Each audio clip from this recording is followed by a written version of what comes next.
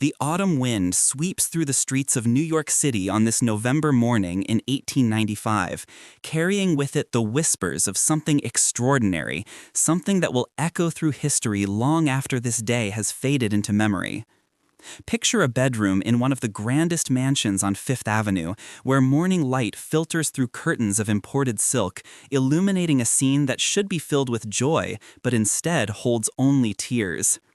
She stands alone before a mirror, this young woman barely 18 years old, draped in a wedding gown that cost more than most families would earn in a lifetime.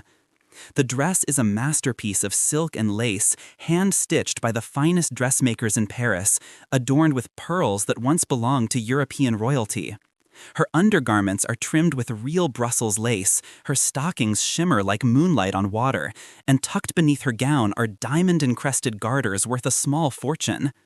She is dressed like a princess preparing for her fairy tale ending, yet her face tells a different story entirely. Tears stream down her cheeks unchecked, falling onto the bodice of her exquisite gown, leaving dark spots on the pristine white silk. Her hands tremble as she touches the delicate fabric, and her breath comes in short, shallow gasps. Outside her door stands a footman, positioned there not to honor her, but to guard her, to ensure that no one enters to comfort her, that no one whispers words of encouragement that might give her the strength to run. She has been crying for hours, perhaps all night, and still the tears come, welling up from some deep place of grief and desperation that no amount of wealth can touch. In just a few hours, she will descend the grand staircase of this mansion. She will take her father's arm. She will walk down the aisle of one of New York's most prestigious churches, and she will marry one of the most powerful noblemen in England. She will become a duchess, a title that carries centuries of history, a name that opens every door in British high society. Her mother has planned this for years, has orchestrated every detail with the precision of a military campaign. Thousands of people will gather outside the church, hoping for a glimpse of this wedding that newspapers are calling the social event of the decade, perhaps the century. But this young woman, standing alone in her bedroom, feels none of the joy such a moment should bring.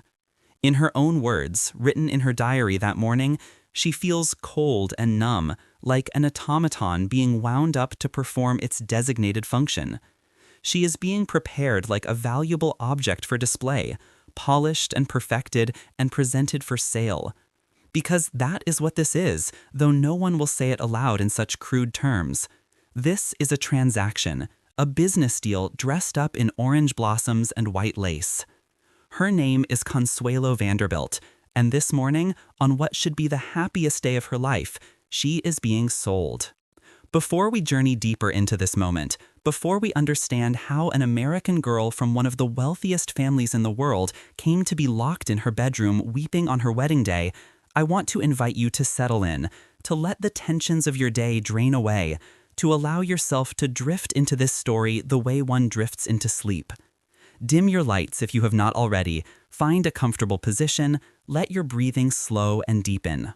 If you enjoy drifting through these strange histories, through stories that illuminate the hidden corners of the past, consider joining us for more tales by subscribing. Now let your mind travel backward with me, backward through time, to an era that seems impossibly distant, yet touches our world still. We must understand how this moment came to be, how the crying bride in her Fifth Avenue mansion represents the culmination of forces set in motion decades earlier, when America was transformed by wealth beyond imagination and Europe's ancient nobility began to crumble under the weight of its own traditions. The year is 1870, and something unprecedented is happening in America. The nation that had been torn apart by civil war just 5 years earlier is experiencing an explosion of wealth so massive, so sudden, so concentrated that historians would give it a name that captures both its brilliance and its falseness. They would call it the Gilded Age, a term coined by Mark Twain and Charles Dudley Warner to describe how everything in America appeared to be covered in a thin layer of gold paint, beautiful and gleaming on the surface, hiding ugliness and corruption underneath. But what a dazzling layer of gold it was!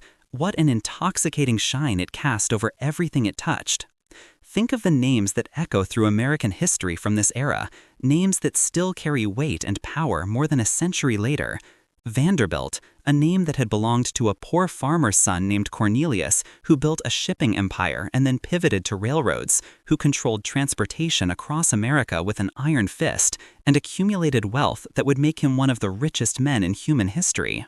Astor descended from John Jacob Astor, who had made his fortune in fur trading and real estate, whose family now owned vast swaths of Manhattan and collected rent from thousands of tenants.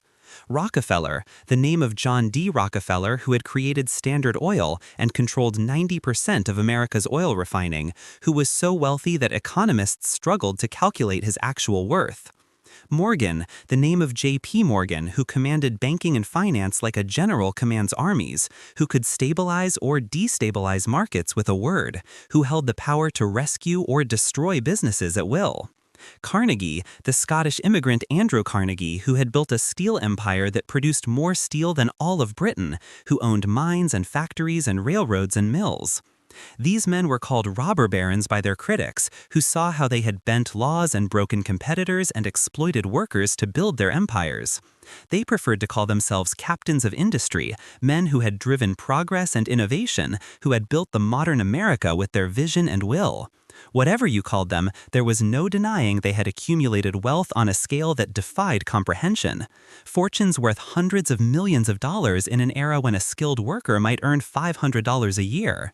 Wealth that would translate to hundreds of billions in today's currency that would place them among the richest humans who had ever lived. And these titans of industry had something in common beyond their massive fortunes. They had wives who had given them children, and many of those children were daughters.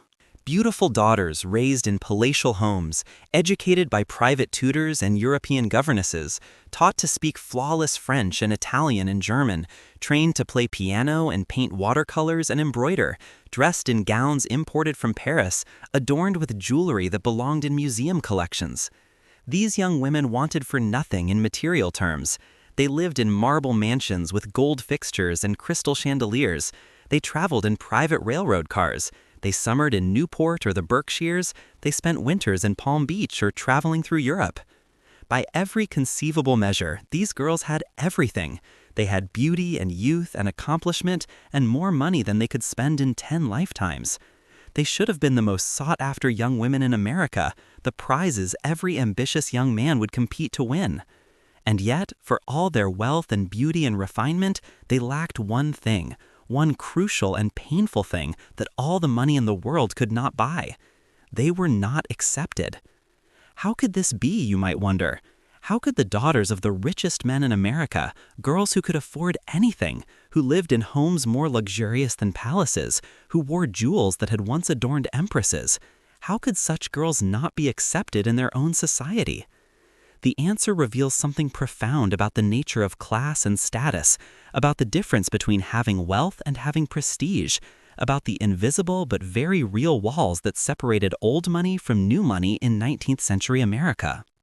New York society at this time was ruled by a woman named Caroline Schermerhorn Astor, known to everyone simply as Mrs. Astor. She had married into the Astor family, one of the few American families that could claim something approaching aristocratic pedigree, whose fortune was old enough to have acquired respectability. Mrs. Astor had decided that she and she alone would determine who was acceptable in New York high society.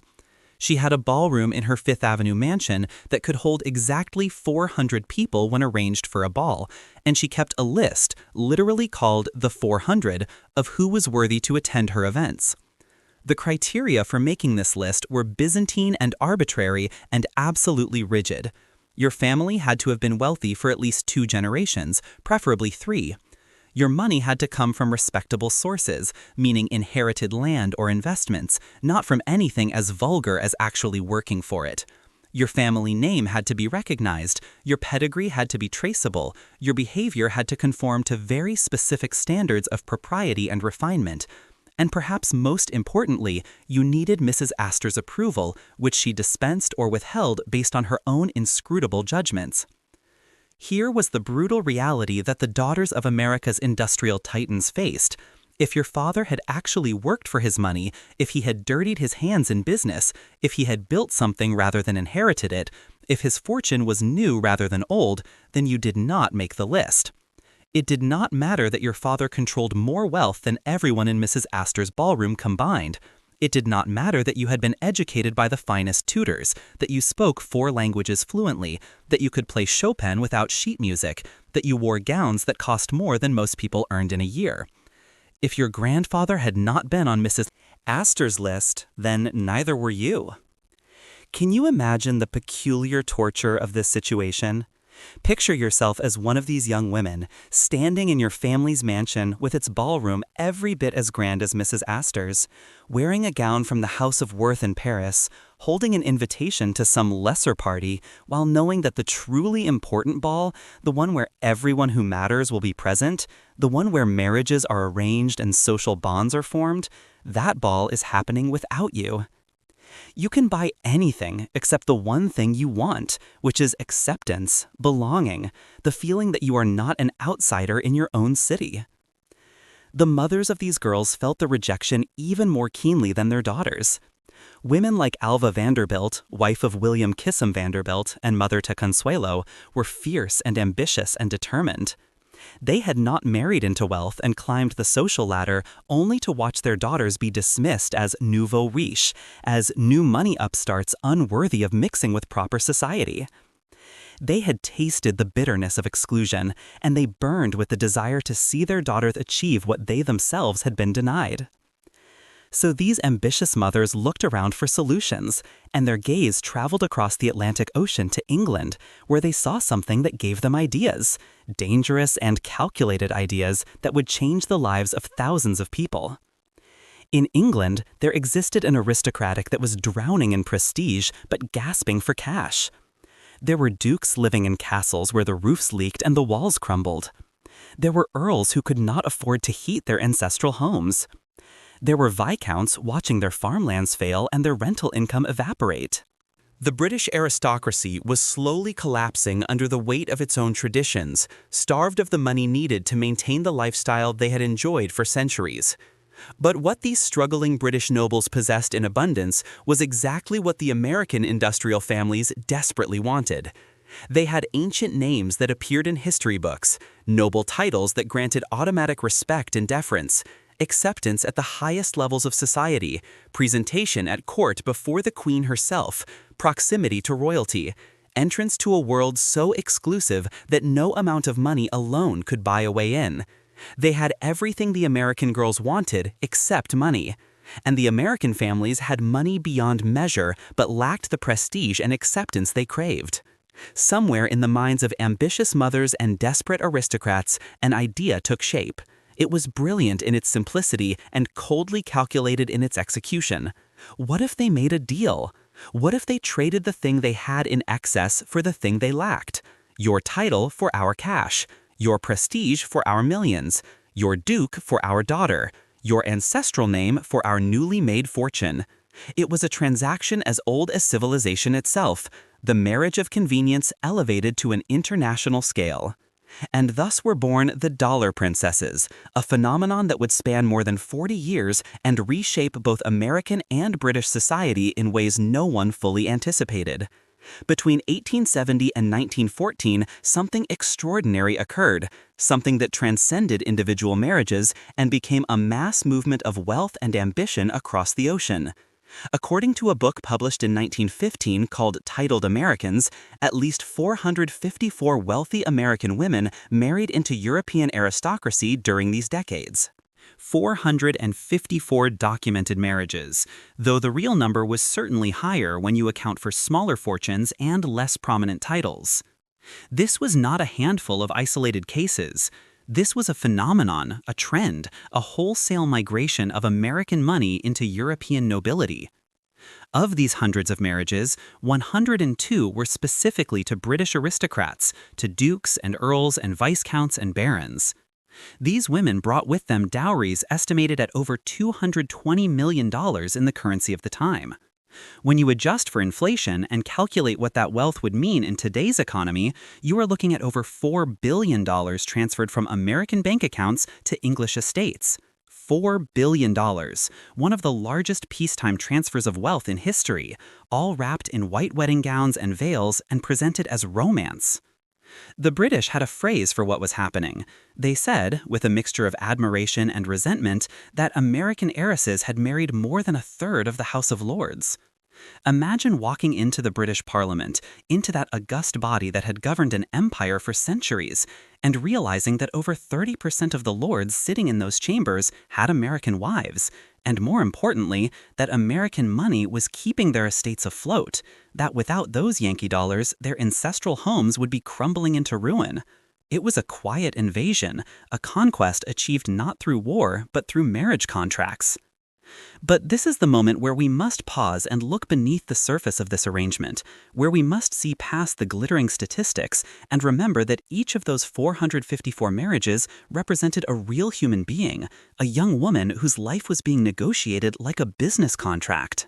These were not abstractions. These were teenage girls, most of them barely 18 or 19 years old. Girls who had dreams of their own. Girls who sometimes fell in love with the wrong men.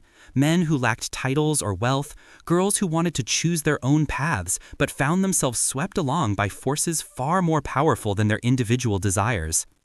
Some of these girls went willingly into their transatlantic marriages, dazzled by the prospect of becoming a duchess or a countess, excited by the romance of living in a castle and being presented to the queen. They saw the opportunity and embraced it, choosing prestige over whatever other futures they might have imagined. Some went reluctantly, pressured by ambitious mothers, worn down by family expectations, convinced that their duty was to elevate their family's social standing even at the cost of their own happiness. They walked down church aisles with heavy hearts but dutiful steps, sacrificing themselves for their families. And some, like Consuelo Vanderbilt crying in her bedroom that November morning, were quite literally forced. They were locked in rooms and threatened and emotionally manipulated until they broke, until they agreed to marry men they barely knew, men they did not love, men who represented the death of every dream they had held for their own lives. These girls were coerced through tactics that in any other context we would recognize as abuse. And when they finally whispered their consent, it was not freely given, but extracted through psychological torture. On paper, this arrangement worked beautifully for everyone involved. The British aristocrats received desperately needed cash that saved their estates from bankruptcy and dissolution. The American families received titles and access to high society, those coveted invitations that had been denied them, the ability to present their daughters at court, to move in royal circles, to finally be accepted as equals rather than dismissed as vulgar new money. And the girls themselves, they received tiaras and duchesses' coronets, they had lady or countess placed before their names, they were presented to Queen Victoria herself, they lived in castles and great country houses, they became part of history and tradition stretching back centuries. Whether they received happiness, whether they found love or companionship, or even basic kindness, that was another question entirely, one that the families negotiating these marriages rarely stopped to consider. Because at its core, no matter how it was dressed up in romantic language and elaborate ceremonies, this was business. This was pure, calculated business conducted between families who viewed marriage as a financial and social transaction rather than a personal relationship. They literally published guides, printed books that circulated among wealthy families on both sides of the Atlantic, listing available aristocrats along with their titles, their estates, their debts, and yes, even their scandals. You could open one of these guides and read entries like classified advertisements in a newspaper. Lord so-and-so, aged 48, possesses 12,000 acres in Yorkshire and a London townhouse, estate heavily mortgaged, has sown wild oats extensively, seeks American heiress with substantial fortune. That is an actual style of listing that appeared in these publications. They were shopping for sons-in-law, the way one might shop for real estate or racehorses, comparing attributes and liabilities, calculating costs and benefits, making offers and counteroffers. And yet, and this is what makes this story more than just a tale of mercenary marriages, something unexpected happened. These arrangements that were supposed to be simple transactions, money for titles, created situations far more complex than anyone anticipated. Some of these American women, transplanted to British soil, became remarkable forces for change. They brought American confidence to stuffy English drawing rooms. They championed causes like women's suffrage when British ladies of their class remained silent. They became political powers in their own right, using their positions to advocate for reform. They saved estates, yes, but they also transformed them, bringing American efficiency and modern ideas to traditional British institutions. Many refused to be simply decorative duchesses, ornamental wives who existed to look beautiful and produce heirs. They insisted on mattering, on using their intelligence and energy for something more than social calls and flower arranging. They became hospital founders and education reformers and political activists and writers and thinkers. They were complicated human beings navigating impossible situations, and some of them, against all odds, found ways to thrive. But I am getting ahead of myself, letting the end of the story intrude into its beginning. We are still in 1870, watching the pieces move into place like chess pieces on a transatlantic board. America has money in unprecedented amounts, wealth pouring out of railroads and oil fields and steel mills and banks, but it lacks the social prestige that would make that wealth fully legitimate in the eyes of the world. Britain has prestige in ancient abundance, centuries of aristocratic tradition and noble bloodlines and titles that carry automatic respect, but the money that once supported that prestige is vanishing, draining away through agricultural depression and death duties and the simple crushing cost of maintaining a lifestyle designed for a different economic reality. And caught in the middle of these colliding worlds, squeezed between American ambition and British desperation, are hundreds of young women about to discover that being a dollar princess comes with a price that cannot be calculated in any currency. They will pay in homesickness and loneliness, in loveless marriages and cold castle bedrooms, in dreams deferred and choices denied. Some will pay this price and find ways to make it worthwhile, to extract meaning and purpose from their situations. Others will pay and pay and pay and receive nothing in return but misery. So in our next movements through this story, we must cross that ocean ourselves. We must travel to England and understand exactly what was happening to the British aristocracy that made these marriages not merely attractive, but absolutely necessary for the survival of their way of life. Because until you grasp how desperate these noble families had become, how thoroughly their world was collapsing beneath them, you cannot fully understand why they were willing to open their most exclusive social circles to American outsiders, something that would have been unthinkable just a generation earlier. What was happening to Britain's great estates? What forces were destroying the economic foundation that had supported the aristocracy for centuries? What made dukes and earls so desperate for cash that they would marry foreign girls they barely knew? The answer is both fascinating and heartbreaking, a story of slow decline and stubborn pride, of men watching their entire world crumble while being unable or unwilling to adapt to changing times. And it explains everything about why our crying bride in New York was about to become the Duchess of Marlborough whether she wanted to or not. Let me take you across the Atlantic now. Let your mind drift over the ocean to England in the year 1875. Not the England of romantic films and television shows where everything is pristine and perfect, but the real England, the one that was falling apart at the seams while desperately trying to maintain the appearance that everything was fine. Blenheim Palace. Perhaps you have seen photographs of this magnificent estate, one of the grandest houses in all of Britain, home to the Dukes of Marlborough for generations. The palace contains over 200 rooms spread across vast wings and corridors. It sits in the center of thousands of acres of parkland designed by Capability Brown. It is a building so monumental that it was given as a gift from a grateful nation to the first Duke of Marlborough after he won a major military victory against the French in 1704. The palace is more than a home. It is a statement of power and prestige, a physical manifestation of aristocratic might. But here is what the photographs cannot show you, what visitors touring the palace today do not see. By the 1890s, this magnificent structure was slowly, inexorably crumbling.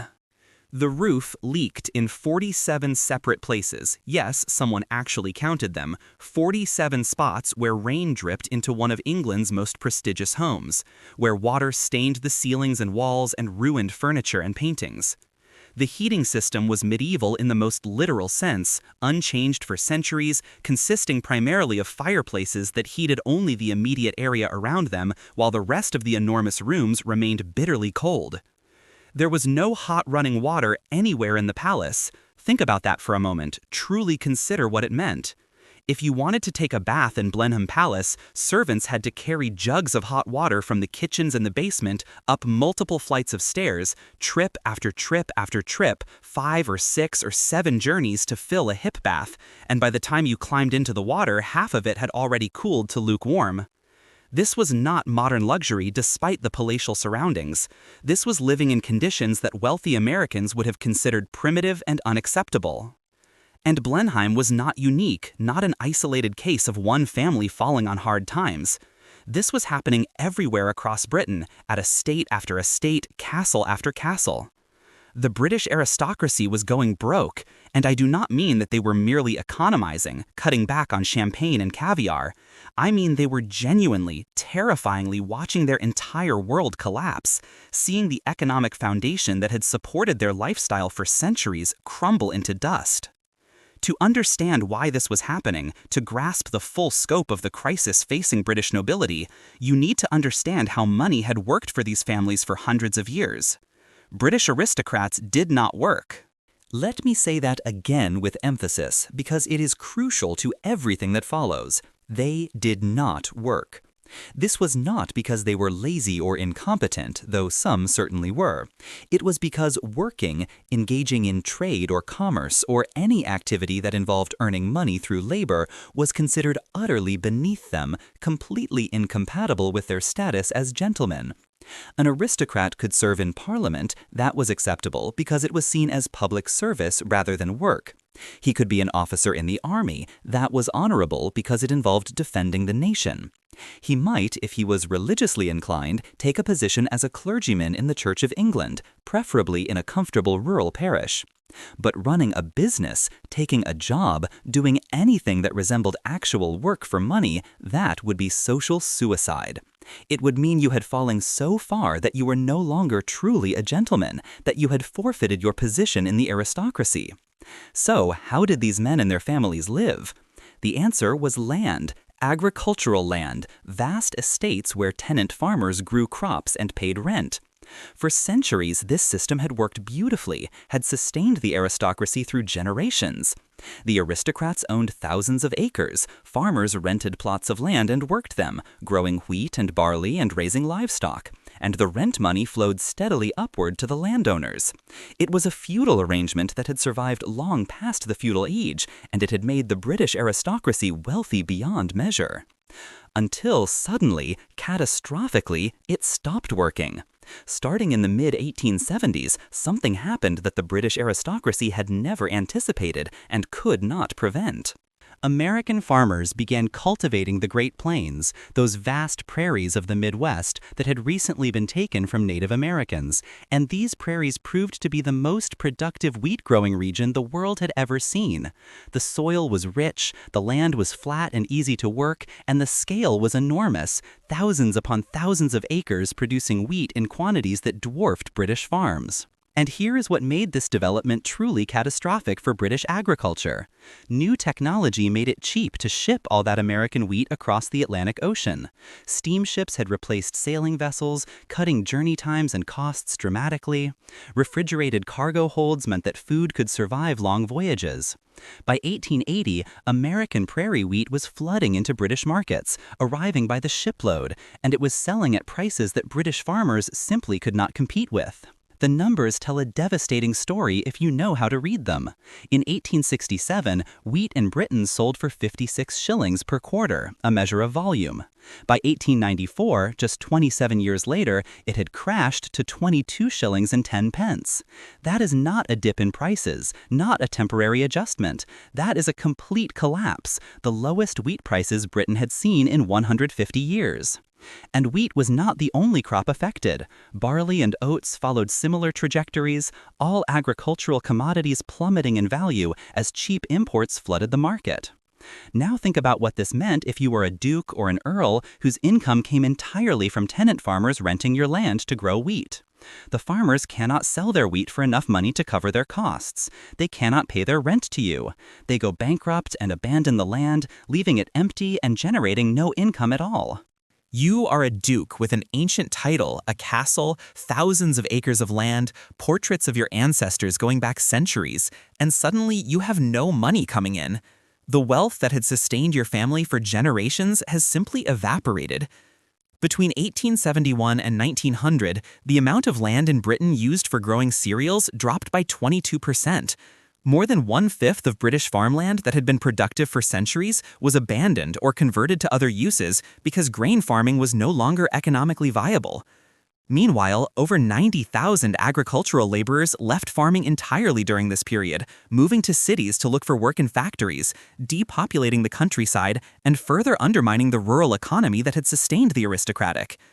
The entire economic foundation of aristocratic life was disintegrating, and yet these families still had enormous, staggering, never-ending expenses. Running a great estate required vast sums of money that had to be spent regardless of whether any income was coming in. A typical aristocratic household employed dozens of servants, often hundreds in the largest establishments. There were butlers and housekeepers and ladies' maids and footmen and coachmen and gardeners and gamekeepers and groundskeepers and cooks and scullery maids and hall boys. Each one needed wages, housing, food, uniforms. The Duke of Westminster's estate in the 1890s employed over 300 people, 300 salaries that had to be paid every month regardless of what wheat prices were doing. Then there was maintenance of the houses themselves. These were not modern buildings designed for efficiency and ease of upkeep. These were medieval castles and Tudor manors and Georgian palaces that required constant, expensive maintenance. Roofs needed replacing, and not just any roofs, but the vast, complex roofs of buildings that covered acres. Stone walls needed repairing by skilled masons.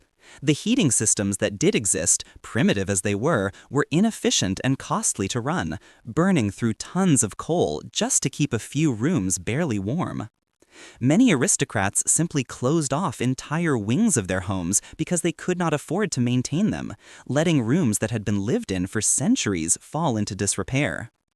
And here is something that might surprise you if you are not familiar with British history. Taxes were going up dramatically during this period. The British government, now increasingly controlled by middle-class politicians rather than aristocrats, by men who had worked for their positions rather than inherited them, started imposing what they called death duties, which were essentially inheritance taxes.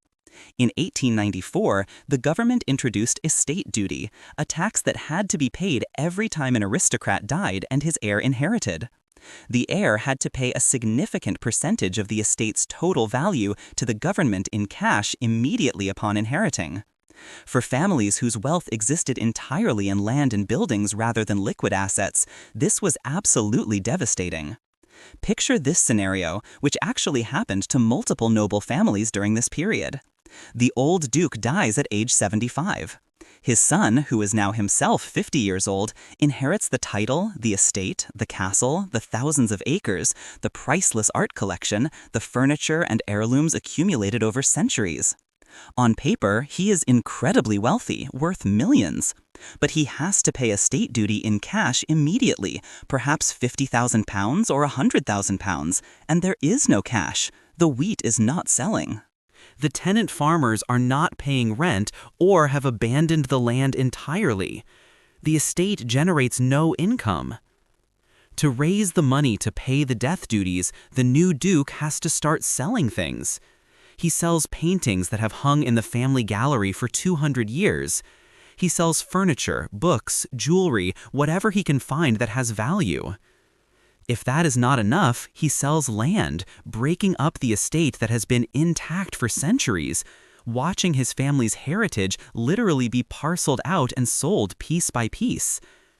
And the truly bitter irony is that once he has paid the death duties and saved what remains of the estate, he is in an even worse financial position than before because he has sold off the assets that might have generated future income. You know what is almost darkly humorous about this situation, in a tragic way?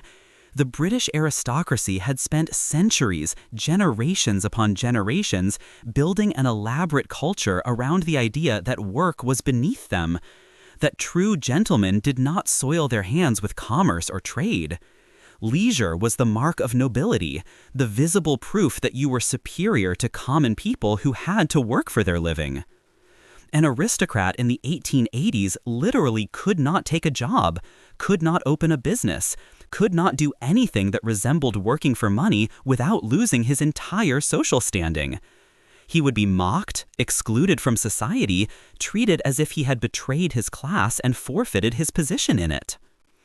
So you have these men, often educated and intelligent and capable men, sitting in cold, leaking castles watching their fortunes evaporate, watching their world collapse around them, and they cannot do the one thing that might save them, which is to work, to earn money, to build something new. Their pride will not allow it. Their culture forbids it. Their entire identity is constructed around the idea that they are above such things, that they are different from and better than people who have to work. And the bitter irony deepens when you look across the Atlantic at what is happening in America. While British aristocrats are desperately trying to maintain their traditional lifestyle on vanishing incomes, American industrialists are making money faster than they can count it, building fortunes in a single generation that dwarf the accumulated wealth of British noble families. And these American millionaires are not aristocrats at all. They are tradesmen's sons and immigrants and men who worked with their own hands. They built their wealth through effort and innovation rather than inheriting it, and they have no shame about this, no sense that working makes them inferior. In America, at least in theory, making your own fortune is more admirable than inheriting one. British manufacturers and businessmen were actually becoming richer than the old aristocracy by the late 19th century. As Prime Minister Arthur Balfour noted in 1909, the bulk of the great fortunes are now in a highly liquid state. They do not consist of huge landed estates, vast parks and castles and all the rest of it. The world had changed, the nature of wealth had changed, economic power had shifted from land to liquid capital, from aristocrats to businessmen. But the British aristocracy was still trying to live as if it were 1750, as if nothing had changed, as if the old rules still applied. This is where the American heiresses enter the picture, suddenly appearing like a solution to an impossible problem. These American girls did not have titles or pedigree or centuries of bloodline, all the things the British valued so highly. But they had something infinitely more useful in the current crisis. They had enormous liquid wealth, cash and stocks and bonds, the kind of money that could be accessed immediately and used to solve problems. The kind of money that could patch 47 leaks in a palace roof, that could pay hundreds of servants, that could settle death duties and save an estate from being broken up and sold. And what did these American families want in return? Something the British had in abundance, something that cost them nothing to give. Titles. A signature on a marriage certificate, a few words spoken in a church, and an American girl became lady or duchess or countess. The British aristocrat got desperately needed money. The American family got the prestige and social acceptance they craved. It must have seemed almost miraculous, like a perfect economic exchange where both parties received exactly what they needed. Except nothing involving human hearts is ever simple. Nothing involving real people with real feelings and real dreams is ever just a transaction. When you start treating marriages like business arrangements, when you turn young women into commodities and young men into titles for sale, when you mix desperation with ambition and add cold calculation, you create situations that are messy and complicated and sometimes triumphant, but often tragic and always deeply human. The stage was set, the pieces were in position. The aristocrats needed money desperately, or they would watch their entire way of life disappear. The American families wanted acceptance desperately, or they would remain forever outside looking in at the society they wished to join. And caught between these twin desperations were real people, young men and young women who were about to have their lives negotiated like contracts, their futures decided in lawyers' offices and drawing rooms, their happiness considered secondary to financial and social considerations. But before we dive into more of these individual stories, before we explore the specific marriages that resulted from this transatlantic arrangement, I want to introduce you to the woman who started it all, the pioneer who made the first crossing, who proved that an American girl could not only marry into British aristocracy, but could thrive there and become a power in her own right. Her name was Jennie Jerome, and when she met a young British lord at a sailing party in 1873, neither of them could have imagined that their whirlwind romance would set a pattern that hundreds would follow, that their marriage would be the first of a phenomenon that would reshape society on both sides of the Atlantic. Jennie Jerome was not supposed to change history. She was simply supposed to have a pleasant time at a sailing party, perhaps meet some interesting people, enjoy the sea air and the social atmosphere. It was August 1873, and the location was Cowes on the Isle of Wight, that charming island off England's southern coast where high society gathered every summer for regattas and parties and the endless social rituals that filled the calendars of wealthy Victorians. Jennie was staying there with her mother and sisters, enjoying what was meant to be a European tour of cultural refinement. She was 20 years old, and if you had seen her that day walking along the harbor or attending one of the many garden parties, you would have noticed her immediately. She was beautiful, strikingly so, with dark hair and eyes that one contemporary described as gray and sparkling with the joy of living. But it was not merely her physical beauty that drew attention. There was something else about her, some quality of presence and confidence that seemed distinctly American. She laughed louder than English girls, without covering her mouth or apologizing for her mirth. She spoke her mind with a directness that British women were taught to avoid. She rode horses fearlessly, galloping across fields where proper ladies trotted sedately. And she had a small tattoo of a snake coiled around her left wrist, something almost scandalous for any woman of her time, but especially for one trying to move in high society. Can you imagine the whispered conversations among British matrons when they noticed that tattoo? The mixture of shock and fascination. Her father was Leonard Jerome, one of those quintessentially American success stories, a financier and speculator who had made and lost fortunes multiple times but always managed to bounce back. They called him the King of Wall Street during his winning streaks, when his investments paid off and money flowed like water. The family had wealth, plenty of it, but they did not have the kind of old money pedigree that mattered in New York society, that crucial requirement for acceptance in Mrs. Astor's ballroom. So Jennie's mother had done what ambitious mothers did. She had taken her daughters to Europe, hoping to give them the polish and connections they could not acquire at home, hoping perhaps that European society would be less rigid in its judgments than New York's gatekeepers. At that sailing party in Cowes, Jennie was introduced to a young man named Lord Randolph Churchill. He was the third son of the Duke of Marlborough, which meant he had the title and the family connections and the aristocratic bloodline, but not much money, since everything would eventually go to his older brother as the heir.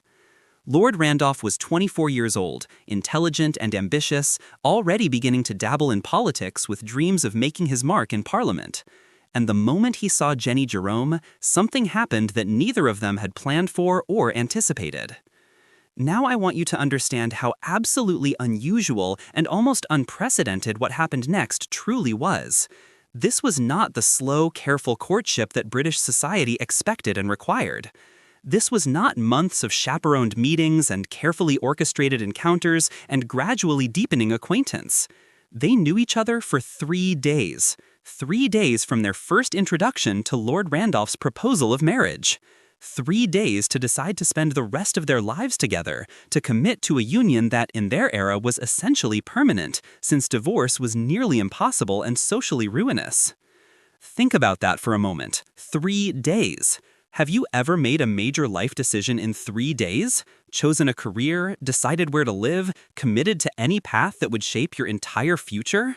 Now imagine doing that with marriage, knowing that this choice will determine everything about your life, where you live, who you see, what you do, whether you are happy or miserable, and knowing that once made, this choice is almost impossible to undo.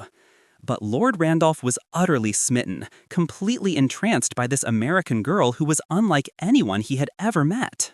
And Jennie, perhaps dazzled by his title and his charm, perhaps genuinely attracted to him, perhaps simply caught up in the romance of the moment, said yes. When news of the engagement reached London, when letters arrived informing Lord Randolph's parents, the Duke and Duchess of Marlborough, that their son wished to marry an American girl they had never met from a family that made its money through speculation and business, the reaction was one of absolute horror. The Duchess of Marlborough reportedly said she would rather her son marry a housemaid. At least with a housemaid, she said, they would know what they were getting, a girl who understood her place and would be grateful for any elevation in status. But an American heiress who might have ideas above her station, who might not understand the proper order of things, who came from a family of tradesmen, essentially, this was intolerable. The Duke and Duchess tried everything they could to stop the marriage. They argued with their son, pleading with him to reconsider, to think about his position and his family.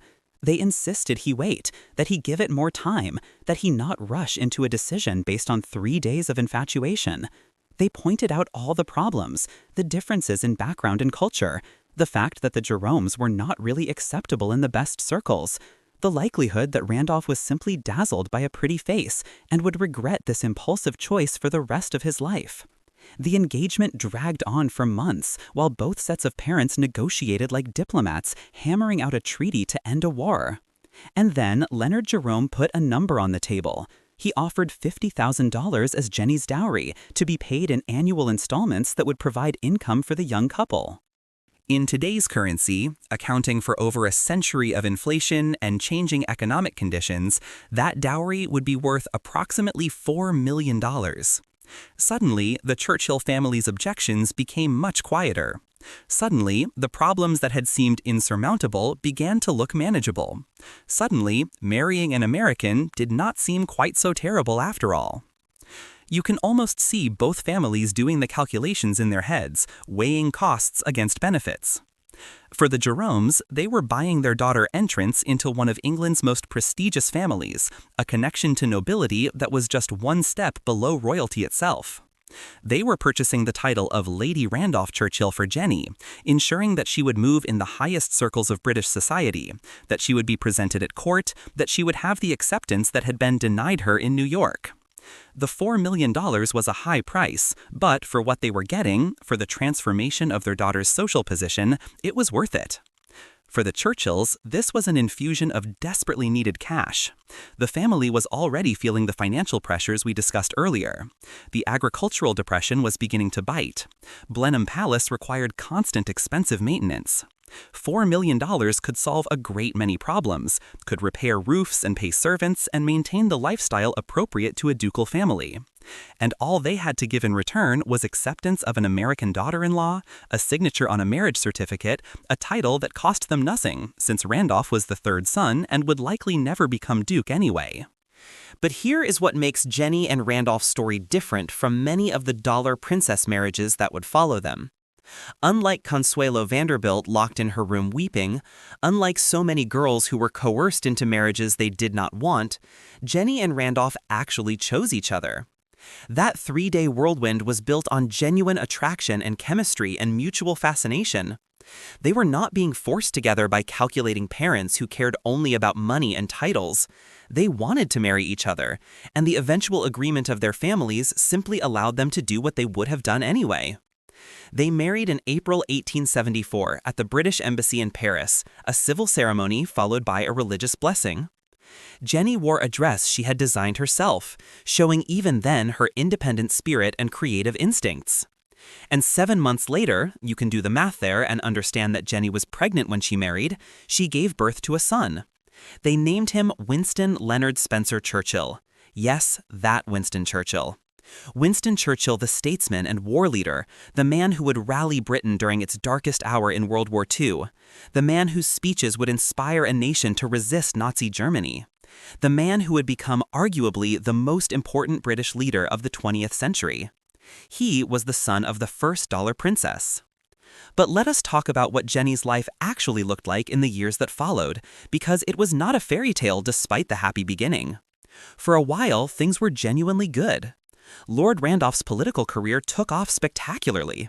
He was brilliant and charismatic and ambitious, a rising star in the Conservative Party who seemed destined for the highest offices. And Jennie was right there beside him every step of the way, hosting gatherings at their London home, charming influential people with her American wit and confidence, using her social skills to open doors and create connections that helped Randolph's career. She helped found the Primrose League, a political organization dedicated to promoting Conservative Party principles, and revolutionary for the time, the Primrose League allowed both men and women to participate in political discussions. In an era when women could not vote, when women were expected to have no opinions about politics, Jennie was actively involved in political organizing and strategy. She was intelligent and politically savvy, and people knew it. She was not content to be merely decorative, to sit quietly while men discussed important matters. She had ideas and she shared them. But then things began to go wrong. Lord Randolph's political career, which had blazed so brightly, flamed out almost as quickly as it had risen. He made miscalculations, burned bridges with important allies, alienated people who could have helped him advance. His behavior became increasingly erratic. By his early 40s, his health was failing visibly. Historians still debate exactly what was wrong with him, whether it was syphilis, as some sources claim, or a brain tumor, or some other neurological condition. But whatever the cause, Randolph Churchill deteriorated rapidly and died in 1895 at just 45 years old, leaving Jennie a widow at 41. And Jennie's response to widowhood tells you everything you need to know about her character. She did not fade away into respectable mourning as British society expected widows to do. She did not retire to the country and spend the rest of her life wearing black and cultivating an air of dignified grief. Instead, she launched a literary magazine called the Anglo-Saxon Review. She wrote plays. She involved herself in politics and social causes. And when Britain went to war in South Africa in 1899, the Second Boer War, Jennie did something extraordinary. She chartered an entire hospital ship.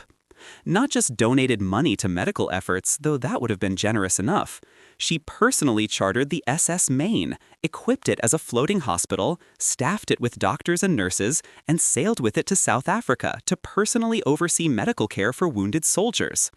She was 45 years old, sailing into a war zone because she believed she could make a difference, and she refused to let anyone tell her it was not appropriate for a lady to do such things. The Maine treated thousands of wounded soldiers during the war. It saved countless lives. And Jennie was there, not safely back in London organizing charity balls, but actually present in the war zone, seeing the horrific injuries, the suffering, the reality of what war meant, and refusing to look away. But here is the part of Jennie's story that really made Victorian society gossip, that scandalized the proper British matrons and gave the newspapers endless material. Jennie had affairs. Many affairs. Some historians suggest she had romantic relationships with over 200 men during her lifetime. 200! Now, we should be skeptical of that exact number, which might be Victorian-era slut-shaming and exaggeration, but what we know for certain is that she definitely had multiple high-profile affairs, and she made no particular effort to hide them. The Maine treated thousands of wounded soldiers during the war. It saved countless lives. And Jennie was there, not safely back in London organizing charity balls, but actually present in the war zone, seeing the horrific injuries, the suffering, the reality of what war meant, and refusing to look away. Most notably, she had a long affair with Albert Edward, the Prince of Wales, the future King Edward VII. The heir to the British throne was among Jennie's lovers, and everyone knew it. Society knew it, the newspapers hinted at it. Even the Princess of Wales, Albert Edward's wife Alexandra, apparently knew about it and did not particularly mind. By some accounts, Alexandra actually enjoyed Jennie's company and was more amused than angry about her husband's infidelity. Can you imagine the scandal of it? The American girl who had married into the aristocracy was now sleeping with the man who would be king, and somehow, through some combination of charm and discretion and sheer force of personality, she pulled it off without being completely ostracized from society. Then, in 1900, at the age of 46, Jennie married again. Her new husband was George Cornwallis West, a handsome young man who was, and you need to sit with this fact for a moment, just 16 days older than her son Winston. 16 days. She married a man who was essentially the same age as her firstborn child. The British press had an absolute field day with this marriage. The gossip columns were merciless. The jokes wrote themselves. And Winston Churchill, to his credit, and perhaps to his discomfort, was reportedly very uneasy about the entire situation, though he tried to be supportive of his mother's happiness. That marriage lasted about 12 years before George left Jennie for a famous actress, proving perhaps that marrying someone young enough to be your son comes with its own complications. And did Jennie give up on love after that? Did she decide she was too old for romance? Absolutely not. In 1918, at the age of 64, she married a third time to Montague Porch, who was 3 years younger than Winston, 3 years younger than her son. This woman simply did not care what anyone thought. She lived by her own rules, loved whom she wanted to love, and refused to let age or propriety or society's opinions constrain her. Tragically, Jennie's remarkable life ended in a freak accident in 1921. She tripped and fell downstairs, broke her leg, and gangrene set in. Doctors amputated the leg trying to save her life, but the infection had spread too far. She died a few weeks later at the age of 67. Here is what Winston Churchill wrote about his mother's death, and I think it captures something essential about who she was. "She was a great woman," he said. "The wind was in her veins. The wind was in her veins." Is that not perfect? Because that is exactly what Jennie brought to Britain: wind and energy and movement and change. She was not content to be a static figure, a decorative duchess sitting quietly in drawing rooms arranging flowers and making polite conversation. She wanted to live fully, to love freely, to make her mark on the world in whatever ways she could. And here is Jennie's legacy that matters most to our story. The reason she is the right person to begin our exploration of the dollar princess phenomenon. She proved it could be done. She showed that an American girl could not only marry into British aristocracy, but could thrive there, could become influential and respected, could make a real difference in her adopted country. Yes, her father's money had bought her entry, had paid for the title and the access to high society. But what she did once she got through that door, that was all her own. That was her intelligence and charm and determination and refusal to be diminished. After Jennie, the floodgates opened. American mothers looked at her story and thought, if the Jerome girl can become Lady Randolph Churchill, if she can move in royal circles and influence politics and become the mother of a future prime minister, then why not my daughter? And British aristocrats, watching how the Churchill family's financial situation had stabilized thanks to that American dowry, started thinking, well, if it worked for Randolph, perhaps it could work for me. The template was set. The path was proven. The first dollar princess had shown everyone exactly how it was done. Now others would follow in her footsteps, dozens and then hundreds of them, each with her own story, her own struggles, her own ways of navigating this strange bargain between old world titles and new world money. Some would follow willingly, excited by the prospect of becoming European nobility. Some would go reluctantly, worn down by family pressure and social expectations. And some, like Consuelo Vanderbilt, whom we will return to shortly, would be literally forced, coerced through means that in any other context we would recognize as abuse. But before we dive deeper into those individual tragedies and occasional triumphs, we need to understand the mechanics of how this actually worked. How did an American mother in New York find an appropriate earl for her daughter? How did these families connect across 3,000 miles of ocean? How were the marriages negotiated and the dowries calculated? What developed was essentially a transatlantic marriage market, complete with catalogs and matchmakers and price lists, a system so organized and systematic that it would make modern dating apps look primitive by comparison. It sounds almost unbelievable when described, but I promise you, the reality was even stranger than you might imagine. Tonight, we gather under soft lamplight to unravel a story so peculiar, so unexpectedly carbonated, that you may find yourself questioning the very beverage sitting in your refrigerator at this moment. This is not a tale of gods or monsters, not a legend whispered through ancient temples or carved into forgotten stone. This is something stranger still. The story of how a bright orange soda, beloved by children and beachgoers worldwide, was invented in the shadow of the Third Reich during the most devastating war humanity has ever known. Yes, we are speaking of Fanta, that cheerful drink with its sunny logo and tropical flavors, the soda that tastes like summer afternoons and carefree youth. And yet, if you trace its lineage back through the decades, past the marketing campaigns and the global expansion, past the bright advertisements and the smiley mascots, you will find yourself standing in a dimly lit German factory in 1941, surrounded by the smell of desperation, boiled beet syrup, and the faint ghost of citrus that may or may not have ever existed. If you enjoy these strange journeys through the forgotten corners of history, perhaps you might consider joining us again for more tales that bubble up from the past. But for now, find yourself a comfortable position, perhaps adjust your pillow, let the weight of the day drain away from your shoulders, and prepare to drift through a story that is equal parts absurd, tragic, and strangely hopeful. Imagine, if you will, waking up tomorrow morning to discover that every ingredient you rely upon has vanished overnight. The coffee, gone. The sugar, rationed to the point of myth. The very idea of sweetness reduced to a memory passed between neighbors in hushed, nostalgic whispers. This was the reality for millions during the Second World War, and this was the impossible challenge handed to one particular beverage manager in Nazi Germany who was tasked with keeping a Coca-Cola factory operational without any of the ingredients that made Coca-Cola what it was. How does one create joy when joy itself has been rationed? How does one bottle refreshment when the shelves are bare and the supply lines have been severed by war? These are the questions that haunted the offices and factory floors of wartime Germany, and the answers, as you will see, were as strange and improvised as the times demanded. Let us begin in the year 1941. The world is fracturing along battle lines.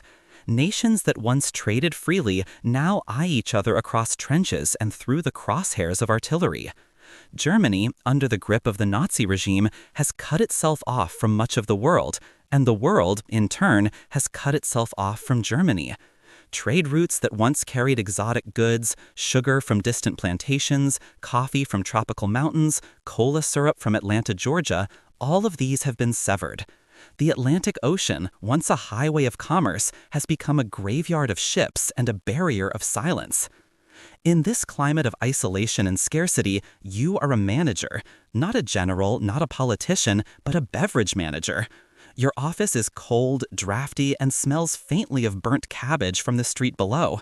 Your desk is cluttered with ration forms, production reports, and letters from regional offices asking, demanding, pleading to know when the next shipment of Coca-Cola syrup will arrive. You stare at these letters with a growing sense of dread because you know the answer. The syrup is not coming. Not today, not next week, not ever, as long as this war continues. The Coca-Cola Company, headquartered in Atlanta, has lost contact with its German division. The cables have gone silent, the shipments have stopped. You are alone, cut off, and yet the factory still stands. The workers still arrive each morning, their faces gaunt, their shoes worn thin, but they arrive. The bottling machines still hum, or at least they try to, held together with improvised repairs and the prayers of overworked mechanics. And the people, the ordinary citizens of Germany, still crave something cold, something sweet, something that reminds them of a world that existed before the sirens and the rations and the fear. This is where our story truly begins. Not with a grand declaration or a flash of inspiration, but with a simple, impossible question. What do you do when you are asked to create something out of nothing? You begin, as all desperate ventures begin, by taking inventory. You walk the warehouse floors, past sacks of grain and barrels of unknown provenance, past shelves that should be full but now echo with emptiness. What remains? What can possibly be used? Your chemists, those weary men in stained aprons who have not had a proper night of sleep in months, gather around a table that wobbles on uneven legs. They present their findings with the enthusiasm of funeral attendants. There are apples, or rather the remnants of apples. The pomace, the pulp left behind after cider has been pressed, a wet, fibrous mass that smells faintly sweet and faintly like decay. There is whey, the translucent liquid byproduct of cheesemaking, nutritious perhaps, but utterly unappetizing on its own. There is beet sugar, gritty and brown, harvested from fields that were meant to feed soldiers, not satisfy civilian cravings. And there are scraps of orange peel from who knows where, scraps of flavor, scraps of hope. This is your palate. This is what you have to work with. And from this collection of agricultural leftovers and industrial waste, you are expected to craft a beverage. Not just any beverage, but something people will actually drink, something they will pay for, something that will keep your factory running and your workers employed, and, perhaps most importantly, something that will keep you from being arrested for economic sabotage or un-Germanic innovation. The pressure is immense, suffocating. You feel it in the way your supervisors glance at you when they think you are not looking. You feel it in the official letters that arrive with government stamps and language that is always polite but carries an unspoken threat. You feel it in the eyes of your workers, who depend on this factory not just for wages, but for a sense of purpose, a reason to believe that normal life, or something resembling it, can still exist. And so you begin to experiment. The chemists boil the apple pomace, trying to extract whatever sugars and flavors remain locked within the pulp. They mix it with the beet syrup, adjusting ratios, adding water, tasting, grimacing, adjusting again. They add the whey, hoping its slight acidity will balance the sweetness. They drop in the precious scraps of citrus peel, watching as the faint aroma rises from the vat like a ghost of summer. The first batches are, to put it kindly, not good. They are murky, inconsistent, and possess a flavor profile that can only be described as confused. One worker describes it as tasting like an apple that has lost its will to live. Another suggests it might work better as fertilizer. You do not disagree, but you do not give up either, because giving up is not an option. Failure means the factory closes. Closure means unemployment. Unemployment, in this time and place, can mean much worse. Days turn into weeks. The experiments continue. You adjust the temperature, the carbonation levels, the sweetness. You try adding more citrus, then less. You experiment with different types of beet sugar, different processing methods. Slowly, agonizingly, the liquid in the vats begins to change. It becomes lighter, clearer, more drinkable. It still does not taste like Coca-Cola. It does not taste like anything familiar, but it tastes like something. And in a world starved for novelty, for pleasure, for any small escape from the monotony of rationed existence, something is enough. You decide to bottle it. The first batch is small, cautious.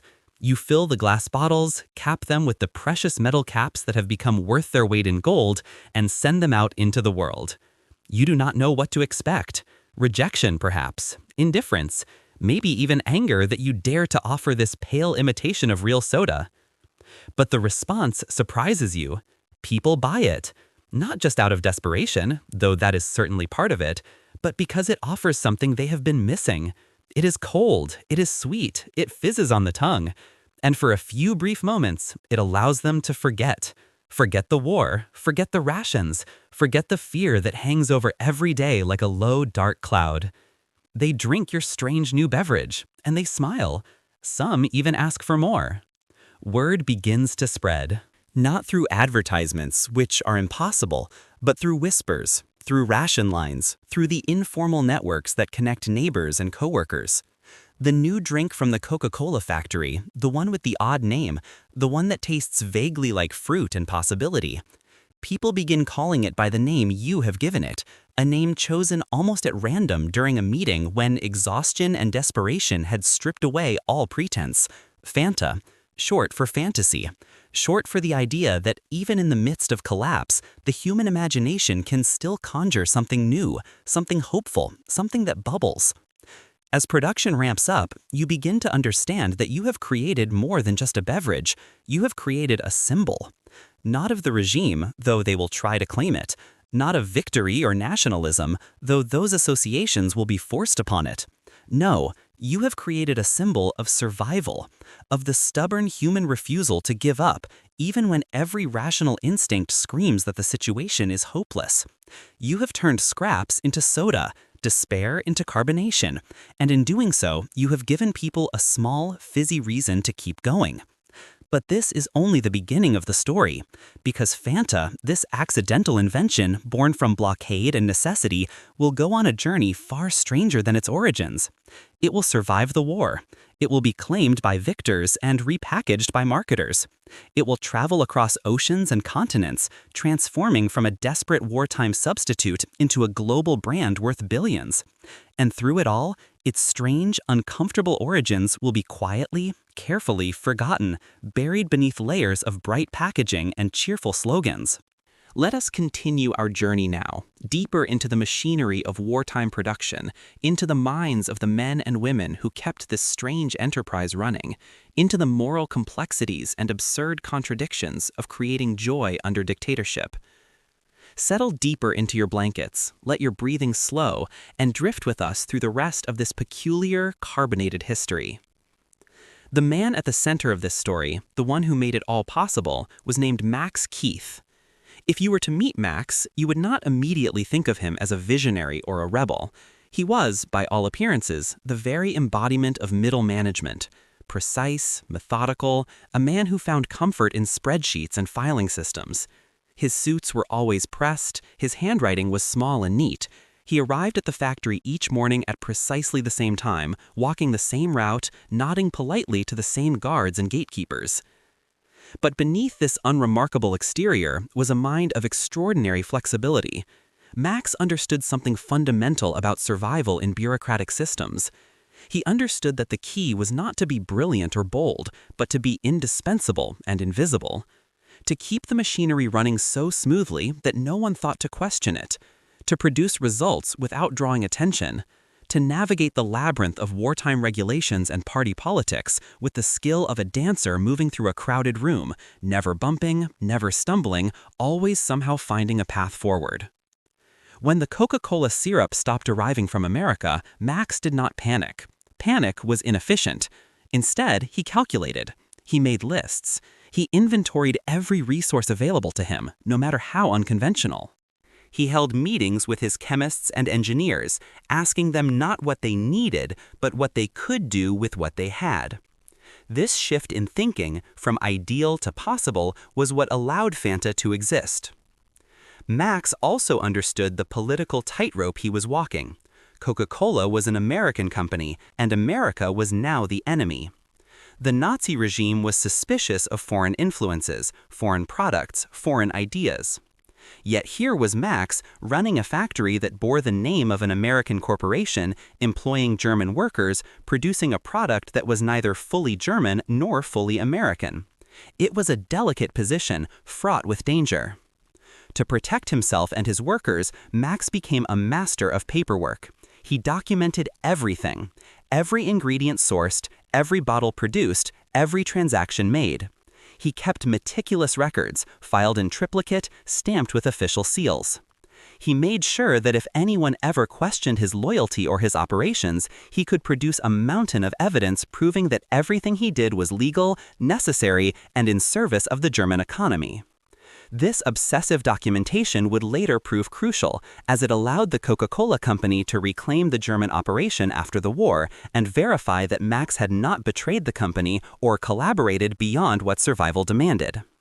But Max's genius was not just administrative. He also understood people. He knew that his workers were exhausted, frightened, and hungry. He knew that they needed more than just wages. They needed purpose. They needed to feel that their work mattered, that they were contributing to something meaningful. And so he cultivated a culture within the factory, an unspoken agreement that they were not just making soda. They were preserving a piece of normalcy.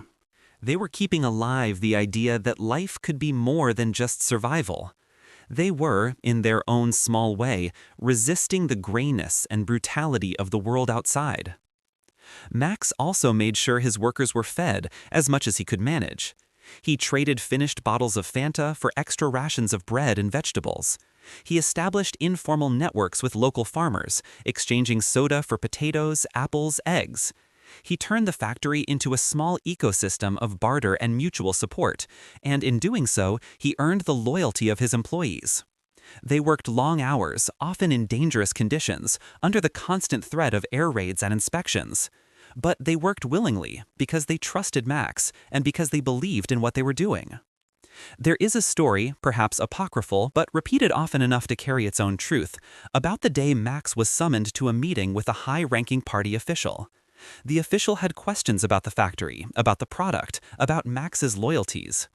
Max arrived with his briefcase full of documents, prepared to defend himself with facts and figures. But the official was not interested in paperwork. He wanted to taste the product. He wanted to know if this new drink, this Fanta, was worthy of the German people. Max poured a glass, his hand steady despite the fear coiling in his stomach. The official took a sip. He paused. He took another. And then he smiled.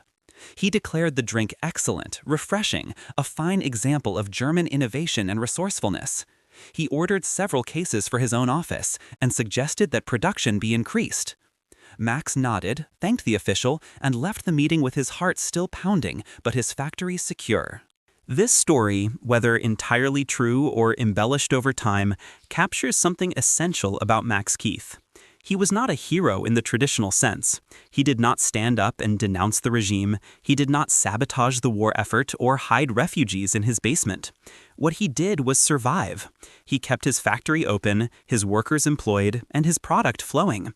And in a time and place where survival itself was an act of defiance, that was no small achievement.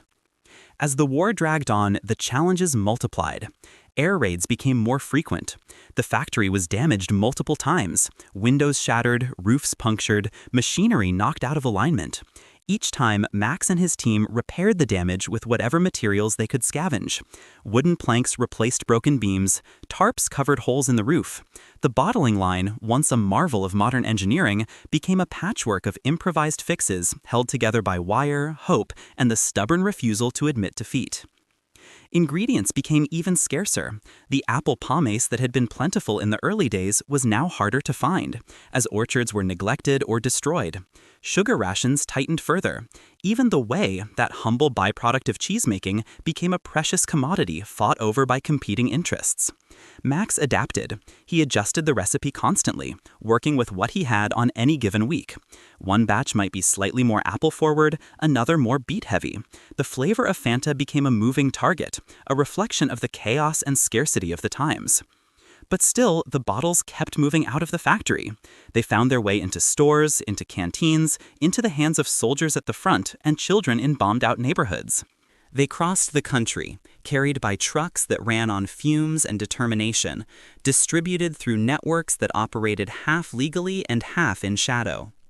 Fanta, this strange child of necessity, took on a life of its own, becoming woven into the fabric of daily existence in wartime Germany. And through it all, Max Keith kept his head down, his records immaculate, and his factory running. He was not fighting the war. He was not ending it. He was simply doing what bureaucrats and managers have always done. He was maintaining systems, solving problems, and keeping people employed. And in doing so, without intending to, he created something that would outlive the regime, outlive the war, and outlive every person involved in its creation. Now let us turn our attention to the substance itself, this peculiar liquid that bore the name Fanta. What did it taste like, really? What was it made of, beyond the vague descriptions of apple and beet and citrus? To understand this, we must understand the concept of Ersatz, a German word that means substitute, but which during the war came to represent an entire philosophy of make do and manage. Ersatz was everywhere. Ersatz coffee made from roasted acorns, Ersatz chocolate made from sugar and fat and hope, Ersatz meat, Ersatz butter, Ersatz bread. The entire German diet had become a series of approximations, foods that looked like the real thing, were named like the real thing, but were fundamentally different. They existed in a strange, uncanny valley between genuine and fake, functional but disappointing, enough to survive on, but never enough to satisfy. Fanta was the ultimate ersatz beverage. It was not cola. It contained no caffeine, no coca leaf extract, none of the secret ingredients that made Coca-Cola what it was. Instead, it was built from the bottom up, using whatever was available. The base was typically apple pomace mixed with water and boiled to extract sugars and flavor. This produced a cloudy, brownish liquid that smelled faintly sweet and faintly like fermentation.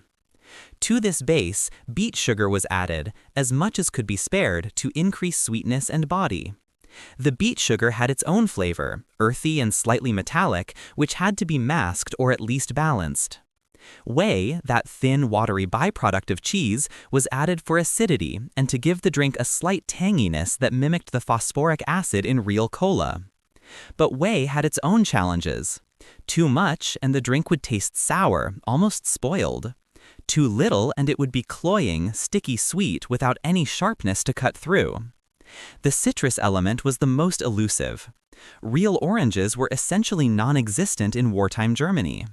Occasionally, dried orange peel could be acquired, smuggled in from southern regions or salvaged from old stores. This peel would be soaked, boiled, and the resulting essence added to the mix in tiny, precious amounts. But often there was no citrus at all. Instead, the chemists would rely on memory, on the idea of citrus, using whatever bitter or aromatic elements they could find to suggest orange without actually containing it. Carrot juice was tried for color, paprika for a hint of warmth. Even turnip extract was considered, though mercifully never fully implemented. The final step was carbonation. This was crucial. Without bubbles, the drink was just a flat, odd-tasting syrup. But with carbonation, it became something else. The bubbles lifted the flavors, made the drink feel lighter, more refreshing. They tickled the tongue and throat, providing a sensory experience that distracted from any deficiencies in taste. The carbonation equipment was temperamental, often breaking down or producing inconsistent results. Some bottles fizzed aggressively, almost explosively. Others were disappointingly flat. There was no quality control in the modern sense, just a hope that most bottles would be good enough. The color of Fanta varied wildly from batch to batch. Sometimes it was a pale amber, other times a murky brown. Occasionally, through some alchemy of ingredients and luck, it would achieve a faint orange hue that delighted everyone involved. But more often, it was simply beige, the color of compromise and scarcity. And yet, people drank it. They drank it at birthday parties and ration line gatherings. They drank it in bomb shelters during air raids, the cold bottles pressed against foreheads, a small comfort in the darkness. Soldiers drank it at the front, where it was shipped in crates alongside ammunition and medical supplies. Children drank it and declared it delicious, their palates uncorrupted by memories of better drinks. Adults drank it and pretended it was delicious because the alternative was to admit how far they had fallen, how much they had lost. There is something deeply human in this pretense, this collective agreement to see Fanta as a treat rather than a symptom. It speaks to our ability to adapt, to find joy in diminished circumstances, to celebrate small victories. A cold bottle of Fanta, however strange its contents, was still a victory. It was still a moment of pleasure in a world designed to crush pleasure. And so people cherished it, even as they knew on some level that it was not real soda, not the way soda used to be. It was ersatz. But it was their ersatz, and that made it real enough. As production continued and Fanta spread throughout Germany, it began to take on unexpected roles. It was not just a beverage. It became currency, traded on black markets for goods that were even scarcer. A bottle of Fanta could be exchanged for eggs, for butter, for cigarettes.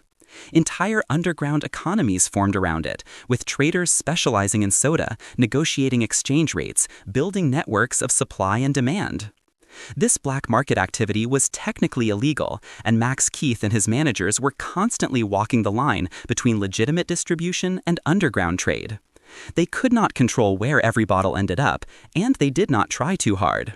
They understood that in a society where official channels were clogged with bureaucracy and corruption, the black market was often the only way goods actually moved. They turned a blind eye to missing inventory, to drivers who took circuitous routes and returned with suspiciously full pockets, to workers who pocketed bottles for personal use. It was, in its own way, a form of wealth redistribution, a way of ensuring that even those without official connections could access small luxuries. The drink also found its way into military rations. The Wehrmacht, the German armed forces, were constantly looking for ways to boost morale among troops who were exhausted, disillusioned, and increasingly aware that the war was not going as promised. Fanta, with its sweetness and carbonation, provided a brief respite. It was included in care packages sent to the Eastern Front, where soldiers would crack open bottles in frozen trenches, the fizz a small defiance against the cold. It was served in field hospitals, where nurses would offer it to wounded men who could no longer stomach solid food. It appeared at officer gatherings, mixed with whatever alcohol was available, to create improvised cocktails that bore names like the Berlin Sunset or the Rhine Fizz. This military association would later become a source of controversy and discomfort for the Coca-Cola Company. How do you market a drink that was once distributed to Nazi soldiers? How do you reconcile the cheerful branding with the dark context of its origins? The company's solution was simple. They did not talk about it. The post-war relaunch of Fanta erased the history, starting fresh with new recipes, new marketing, new narratives. The wartime years became a footnote, mentioned only in the most sanitized corporate histories, stripped of context and complication. But the people who lived through those years remembered. They remembered the taste, the color, the feeling of holding a cold bottle on a hot summer day when air raid sirens might sound at any moment.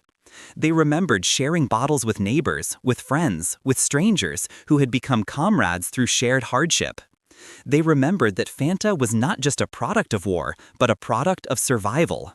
And for some, that memory carried a bittersweet nostalgia, a longing not for the war itself, but for the strange, intense sense of community that crisis can create.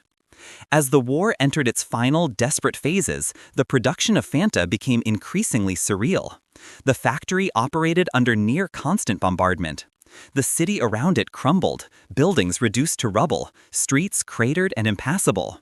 Yet somehow, the bottling line kept running, powered by generators and sheer stubbornness. Workers would arrive each morning, picking their way through debris, and begin their shifts as if nothing had changed. They filled bottles in basements, by candlelight, with the sound of explosions echoing in the distance. They capped and labeled and loaded crates and sent them out into a world that was collapsing faster than anyone could fully comprehend. There is a particular kind of madness in this, a refusal to acknowledge reality that borders on the absurd. But it is also a testament to the human need for purpose, for routine, for something to hold on to when everything else is falling apart. The factory was not just a place of employment. It was a structure, a framework, a reason to get up in the morning. And Fanta, that pale, inconsistent, oddly comforting beverage, was the product of that structure. It was proof that order could still exist, that production could still happen, that life, in some diminished form, could still go on. And then, one day, it was over. The war ended not with a sudden clarity, but with a slow, confusing collapse. The Nazi regime imploded. The armies retreated or surrendered. The factories, those that still stood, ground to a halt as workers fled or simply stopped showing up, unsure if there was any point anymore. Max Keith, exhausted and gaunt, walked through his factory in the days after the surrender, surveying the damage. The bottling line was silent. The vats were empty. The warehouse, once stocked with ingredients and finished product, was bare. He sat at his desk, the same desk where he had spent so many sleepless nights calculating rations and filling out forms, and he wondered what would happen next. Would the Coca-Cola Company return? Would they hold him accountable for what he had done? Would they see Fanta as an innovation or a betrayal? He had no answers. He had only his ledgers, his meticulously kept records, and a deep, bone-weary hope that it had all meant something. The Allied forces arrived, and with them came investigators, auditors, men in uniforms and suits who wanted to understand what had happened here, in this factory, during the years of silence. Max presented his records. He explained the situation calmly, methodically, the same way he had run the factory. He showed them the ingredient lists, the production numbers, the distribution logs. He described the challenges, the scarcities, the impossible decisions. And slowly, the investigators began to understand. This was not a story of collaboration or profiteering. This was a story of survival. The Coca-Cola Company, when it finally re-established contact, was initially uncertain. There was talk of shutting down the German operation entirely, of starting fresh elsewhere. But then someone tasted the post-war batches of Fanta, the ones made with slightly better ingredients as supplies began to trickle back in. And they saw something, not just a drink, but a concept, a brand, a name that had survived the war and carried with it a strange kind of credibility. People knew Fanta, they remembered it, they associated it not with the regime, but with endurance. And so a decision was made. Fanta would be reborn, not as a German drink, but as a global one. The recipe would be completely reworked, using real oranges, real sugar, modern production methods. The branding would be bright and cheerful, designed to appeal to the post-war generation that wanted to forget the darkness and embrace the future. The wartime origins would be quietly set aside, acknowledged only in the vaguest terms, if at all. Max Keith remained with the company for many years, overseeing the German operations as they rebuilt and expanded. He never spoke much about the war years, preferring to focus on the work at hand. But those who knew him said he kept a single bottle of original Fanta on a shelf in his office, dusty and unopened, a reminder of what had been accomplished under impossible circumstances. Fanta, meanwhile, began its second life. It spread across Europe first, then to Latin America, Asia, Africa. Each region developed its own flavors, its own variations, but the core concept remained. A fruit-flavored soda, bright and fun, designed to bring a moment of joy. The connection to Coca-Cola gave it distribution networks and marketing power. Within a few decades, it was one of the most recognized beverage brands in the world, available in nearly every country, consumed by millions who had no idea of its origins. The transformation was so complete that by the 1970s, when historians and journalists began to dig into the story, many people refused to believe it. Surely, they said, a drink as cheerful as Fanta could not have been invented in Nazi Germany. Surely there was some mistake, some confusion. But the records were clear. The ledgers, the letters, the testimonies of those who had been there. Fanta was, undeniably, a child of the Third Reich. Not by ideology, but by circumstance. A product of blockade and scarcity, of human ingenuity and the refusal to surrender to despair. This uncomfortable truth created challenges for the Coca-Cola Company. How do you market a brand with such a complicated past? The solution, as mentioned, was largely to ignore it. Corporate histories mentioned the German origins in passing, focusing instead on the global expansion and the variety of flavors. Advertising campaigns emphasized fun, youth, sunshine, all the things that Fanta had become, rather than what it had been. But the past has a way of resurfacing. In recent years, as interest in corporate histories and ethical consumption has grown, the story of Fanta has been retold, examined, debated. Some see it as a testament to human resilience, proof that even in the darkest times, creativity and entrepreneurship can flourish. Others see it as a troubling example of how commerce continues regardless of moral context, how profit motives can operate independently of political ideology. Both perspectives contain truth. What is undeniable is that Fanta represents a strange intersection of history, commerce, and human need. It is a reminder that the objects we take for granted, the products we consume without thought, often have stories far more complex than their packaging suggests. A bottle of orange soda is not just a bottle of orange soda. It is the culmination of decisions made under pressure, of compromises and innovations, of people trying to find a way forward when the world offered no clear path. As you lie here now, perhaps you are thinking about your own relationship with Fanta, or with the countless other products that fill our lives. How many of them have hidden histories? How many were born from crisis or necessity? How many carry within them the fingerprints of people long gone, people who faced impossible choices and did the best they could? These questions do not have simple answers, but they are worth pondering as you drift toward sleep. Let us now consider the broader implications of ersatz culture, that strange wartime phenomenon where substitutes became the norm and people learned to accept, even embrace, the idea that nothing was quite what it seemed. Fanta was far from the only ersatz product. It was part of a vast ecosystem of substitution that touched every aspect of daily life. Ersatz coffee, as mentioned, was made from roasted acorns, chicory, barley, even dried figs. It was dark and bitter and bore only a passing resemblance to real coffee, but people drank it every morning, performing the ritual of coffee even when the substance was entirely different. Ersatz chocolate was concocted from whatever fats and sugars were available, mixed with cocoa powder that had been stretched with flour or chalk. Children who had never tasted real chocolate loved it anyway, because they had no basis for comparison. Bread, that most essential of foods, became a particular challenge. Flour was scarce, and what flour existed was often mixed with sawdust, ground nuts, even powdered cellulose. The resulting loaves were dense, gray, and difficult to chew. They provided calories, which was the point, but little else. People learned to toast them heavily to disguise the texture, to smother them in whatever spreads were available, to cut them into small pieces so they could be swallowed more easily. Meat was perhaps the most successful ersatz category, in the sense that the substitutes were genuinely unpleasant and everyone knew it. Sausages made from organ meats, blood, and grain fillers were sold as if they were real sausage, but no one was fooled. They were gray, slimy, and possessed a flavor that could only be described as biological. Yet people ate them, because protein was protein, and the body needs fuel even when the mind recoils. This culture of ersatz shaped the generation that lived through the war in profound ways. They learned to lower expectations, to be grateful for anything, to not ask too many questions about ingredients or origins. They learned that appearances could be deceiving, that a label was no guarantee of contents. They learned to make do, to improvise, to accept that the world they had known was gone and might never return. But there was also, strangely, a kind of pride in ersatz.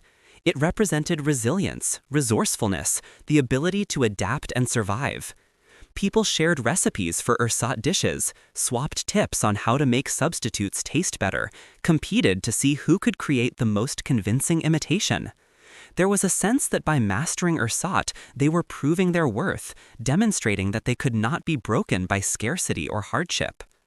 Fanta fit perfectly into this mindset. It was ersatz soda, and everyone knew it. But it was good ersatz, as ersatz went. It was palatable, it was fun, it had bubbles. And in a world where real soda was a distant memory, that was more than enough. People did not drink Fanta wishing it were Coca-Cola. They drank it as Fanta, accepting it on its own terms, celebrating it for what it was rather than mourning what it was not. This ability to accept and even enjoy substitutes is in many ways a survival skill. It is the psychological equivalent of making do with limited resources. If you can train yourself to find satisfaction in the ersatz, then scarcity loses some of its power over you. You become less dependent on abundance, less vulnerable to deprivation. This is not to romanticize hardship, but simply to observe that humans are remarkably adaptable creatures, capable of finding contentment in circumstances that would seem unbearable from the outside. As the war ended and abundance slowly returned, the ersatz products began to disappear. Real coffee came back, real chocolate, real meat, real sugar, real everything. People abandoned the substitutes eagerly, rushing to embrace the genuine articles they had been denied for so long. Ersatz became a relic, a memory, something to be laughed about or shuddered over depending on one's perspective. But Fanta did not disappear. Unlike acorn coffee or sawdust bread, Fanta made the transition from ersatz to legitimate. It shed its wartime origins and emerged as something new, something that could stand on its own without apology. This transformation was possible because Fanta had always been more than just a substitute. It had been an innovation, a creation, something that had not existed before. It was not trying to be Coca-Cola, it was trying to be itself, and it succeeded. This distinction is important. Ersatz coffee was trying to be coffee and failing. Ersatz chocolate was trying to be chocolate and falling short. But Fanta, after the initial attempts to make it cola-like, became its own thing. It was orange or strawberry or grape. It was fruit soda, a category that existed independently of cola. And so when the war ended, Fanta could evolve rather than simply be replaced. The psychological shift here is subtle but significant. Ersatz implies inferiority, a second choice, something to be endured until the real thing returns. But a new product, even one born from necessity, can be accepted on its own merits. By rebranding Fanta as a fruit soda rather than a cola substitute, the Coca-Cola Company allowed it to escape the stigma of ersatz and become something people actually wanted, not just something they settled for. This marketing genius, whether intentional or intuitive, is part of what made Fanta a success. The company understood that to sell the drink in a post-war world, they had to divorce it from its context. They had to make people forget that it was born from scarcity and see it as a product of abundance, and they succeeded brilliantly. Within a generation, Fanta was no longer associated with war or rationing or compromise. It was simply Fanta, bright and orange and fun, a drink for young people and summer days and carefree moments. But for those who remembered the original, there was always a ghost in the bottle. They could drink the new Fanta, enjoy its improved flavor, and still recall the old version, the cloudy beige liquid that tasted like apples and determination. That memory, that knowledge of origins, added a layer of meaning that no marketing campaign could create.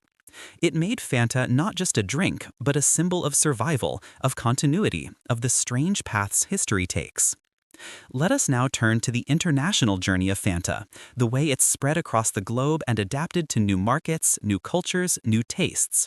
Because this is where the story becomes truly global, where a drink invented in a German factory during wartime becomes a universal brand recognized from Tokyo to Buenos Aires. The first international expansion happened in the 1950s as Coca-Cola rebuilt its global operations after the war. Fanta was introduced in Italy, where it was an instant hit. Italians loved the bright orange flavor, the way it paired with food, the refreshing fizz on hot summer days. Italy became one of Fanta's strongest markets, and to this day, orange Fanta is more popular there than in almost any other country. The Italian version was formulated with real orange juice, giving it a more authentic citrus flavor than the German original. This set a precedent. Fanta would adapt to local tastes, using local ingredients when possible, rather than imposing a single global formula. In Latin America, Fanta exploded in popularity during the 1960s and 70s. The region had a strong tradition of fruit-flavored sodas, and Fanta fit perfectly into this landscape. Local flavors were developed: Fanta Maracuja in Brazil, Fanta Colita in Argentina, Fanta Pina in Mexico. Each was tailored to regional preferences, using fruits that were familiar and beloved. The brand became synonymous with fun, with beach culture, with youth and energy. Advertising campaigns featured bright colors, dancing, parties, all the elements of the good life that Fanta now represented. In Asia, Fanta took on yet another identity. Japan, with its love of novelty and limited edition products, became a testing ground for unusual flavors. Fanta grape, melon, lychee, even flavors like mystery white and premier orange that were only available for short periods. Japanese consumers embraced the variety, treating each new flavor as an event. The brand became associated with innovation and playfulness, appealing to a culture that valued both tradition and constant renewal. Africa saw Fanta arrive as part of the broader expansion of Western consumer goods in the post-colonial era. In many countries, it became one of the first mass-produced soft drinks widely available, competing with local beverages and often winning due to Coca-Cola's superior distribution networks. Orange Fanta became ubiquitous at markets, roadside stands, celebrations. It was affordable enough to be accessible, but foreign enough to carry a certain status. Drinking Fanta was a way of participating in global consumer culture, of feeling connected to the wider world. Each region developed its own relationship with the brand, its own memories and associations. For Italian grandmothers, Fanta might evoke memories of Sunday lunches and family gatherings. For Brazilian teenagers, it might be linked to beach trips and first crushes. For Japanese salary workers, it might be the drink grabbed from a vending machine during a quick break. These personal, cultural connections gave Fanta a depth that transcended its origins. It was no longer a German drink or an American drink. It was everyone's drink, or at least everyone who wanted it. The Coca-Cola Company encouraged this localization, understanding that the strength of a global brand lies in its ability to feel local. They produced region-specific advertising, hired local celebrities, sponsored local events. They did not try to impose a single Fanta identity on the world. Instead, they allowed Fanta to be many things to many people, united only by the logo and the basic concept of fruit-flavored soda. This strategy worked remarkably well. By the 1980s, Fanta was available in over 180 countries, making it one of the most widely distributed beverage brands in the world. It had become, in many ways, more globally diverse than Coca-Cola itself, which maintained a more consistent flavor profile worldwide. Fanta's willingness to adapt, to change, to be different things in different places, gave it a flexibility that allowed it to thrive in vastly different markets. But this success also meant that the original story, the German wartime story, became even more distant and irrelevant. Why would a Brazilian teenager care about Nazi Germany? Why would a Japanese office worker need to know about beet syrup and apple pomace? The history was not useful for marketing, and so it was not told.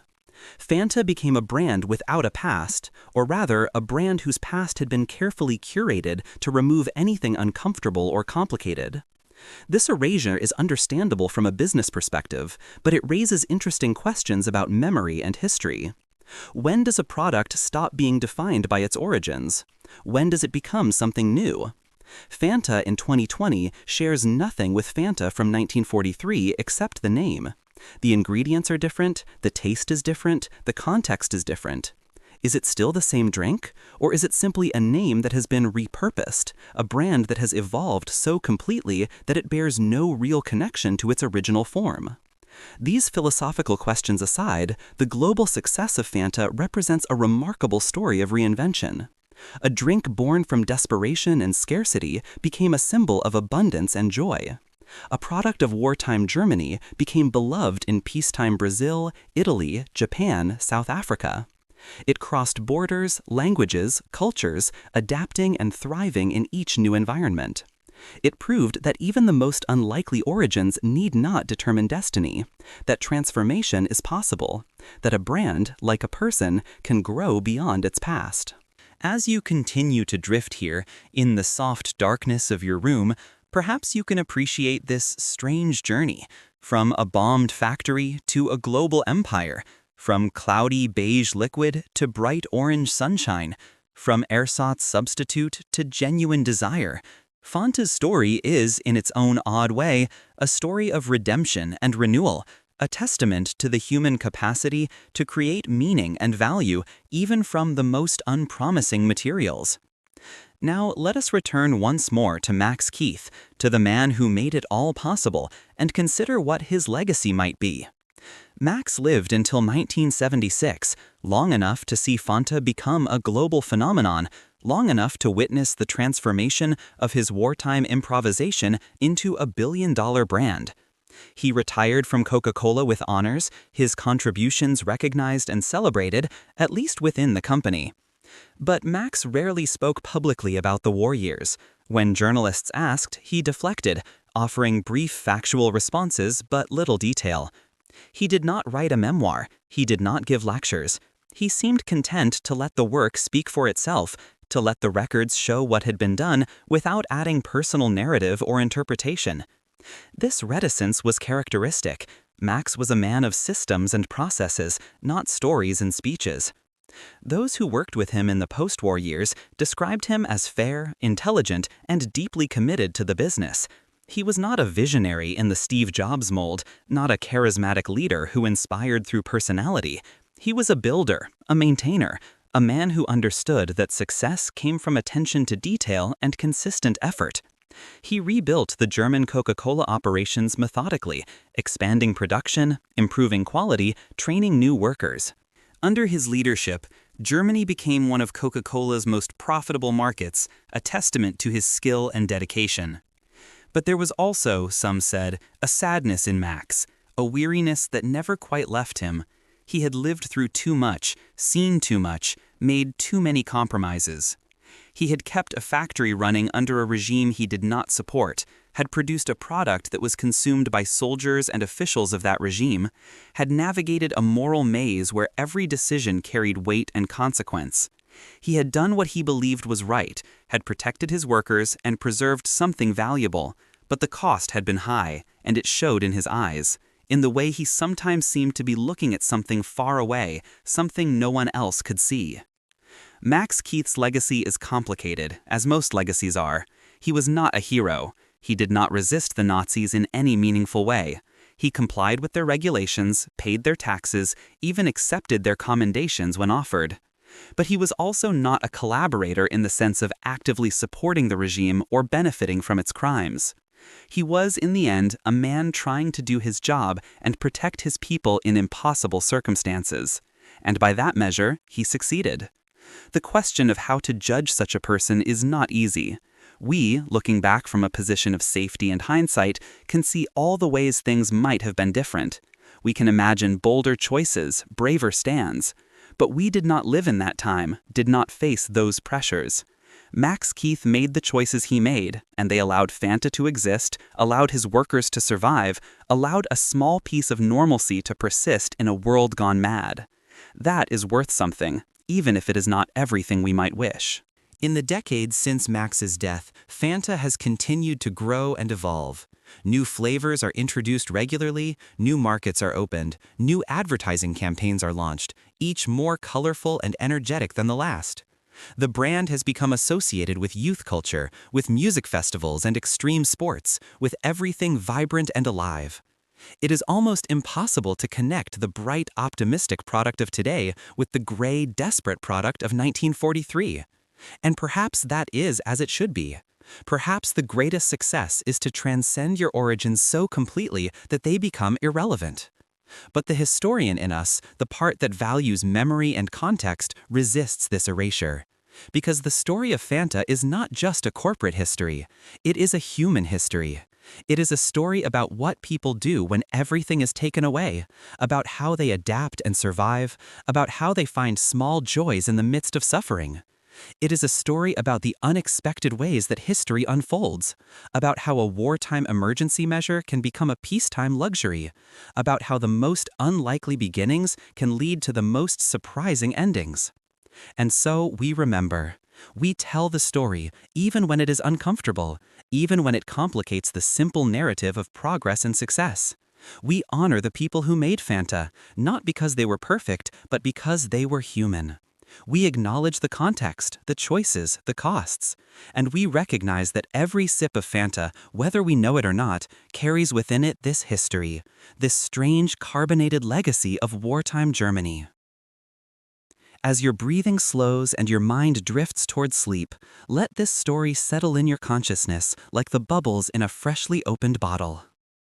Let it remind you that history is never simple, that the objects around us carry stories we rarely consider, that even something as trivial as a soft drink can connect us to moments of great significance and complexity.